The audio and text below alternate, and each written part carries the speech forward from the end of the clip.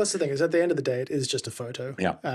But you're there with these incredible wild animals, and polar bears in particular are probably on many people's minds in terms of climate change, in terms of their vulnerable status. Yeah, it's to me that my anger or certainly rage with polar bears is, look, their numbers haven't dwindled that much, but their habits have had to change because of ice, of course, not freezing early enough. They have to hunt seals. So the habits change enormously. So they become scavengers, which obviously brings them into conflict. But also it's the hunting of them and the absolute denial. The fact that Norway has absurd regulations in their waters in Svalbard at the distance you can see them from. Yet you can go into a warehouse in Bergen, 200 or 300 polar bear pelts that can fetch as much as $80,000. So the hypocrisy is just on another level. And the WWF have every chance to do something about this, and they don't. Just as they don't with rhino. They it's not even tacitly. They actively, they say they acknowledge or they promote trophy hunting. I mean, if this is the WWF, this is the Tabernacle of conservation, promoting trophy hunting. I mean, what's their logo? A panda. For 36 years, I've been asking audiences if anyone's ever seen one in the wild. I'm still waiting to see a hand go up.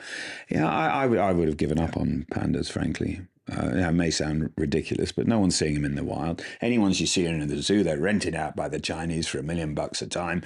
If that panda isn't having cubs, it's not viable. So I think we need to look very seriously at some of these large establishments. We really do. I mean, that marvelous film, which of course no one will show properly on terrestrial trade secret, really undoes the lid on it. My God, or opens the lid on it. I'd love to watch it.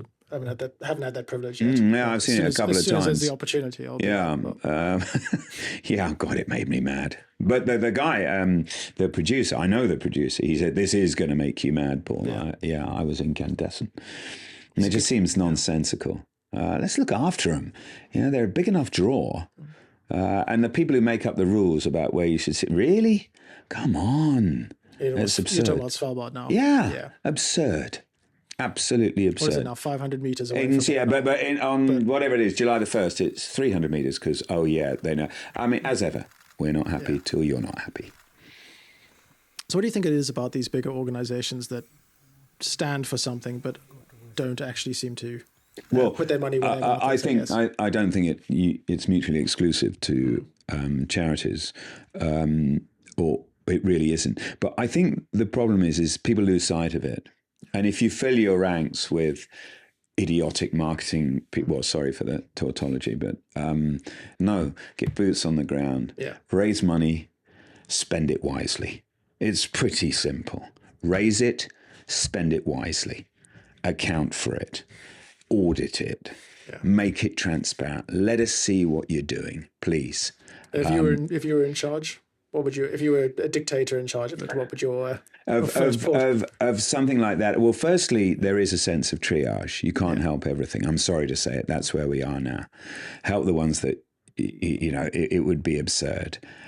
Secondly, you must be transparent. Every single donor has to know where their money is going. Thirdly, realize it's not a branding exercise. It really isn't. I want to see proper results. I want to see that this money has gone here and these animals have benefit, looking at their numbers, not dubious censuses. I heard the other day that tiger censuses, I think it's that the heads of the municipalities or of the national parks, they're on an incentive to get their tiger numbers up. Okay. So when the census comes round, there's some pug marks, tick. Where's some more, tick. Well, that may be the same animals. So I'm very dubious about those. I am. And critically, make it available. Don't make it elitist. Make it available. Every cent counts. Every single cent. It really does. But don't clutter your offices with froth and frills. Really don't. It needs publicity. I agree, but it needs money. All of these things need money properly spent. Saving wildlife is not a quick fix, and I don't have, as I said earlier, I don't have a steaming love affair with a particular animal. What I do realize is that they are polar bears, Bengal tigers, rhinos, pangolins. They are meal tickets. Yeah. They really are potentially for millions of people. But when it's only benefiting a few, there's your issue. I mean, I struggle to comprehend that pangolins are one of the most trafficked animals in the world, and yet in 30 years of dedicated searching in the bush, I think I've come across 5 naturally. You've done better than me. I'm yet to see my first pangolin. Yeah, I am. It's just a absolutely crazy stat that they can be so heavily trafficked. Globally, I mean, not just in Africa. They're just the ones that are sort of coming last. Why, Dan? Why are they trafficked? Because of their scales. Because they hollow them out, and that has some extraordinary medicinal provenance. Bollocks, it does. Yeah.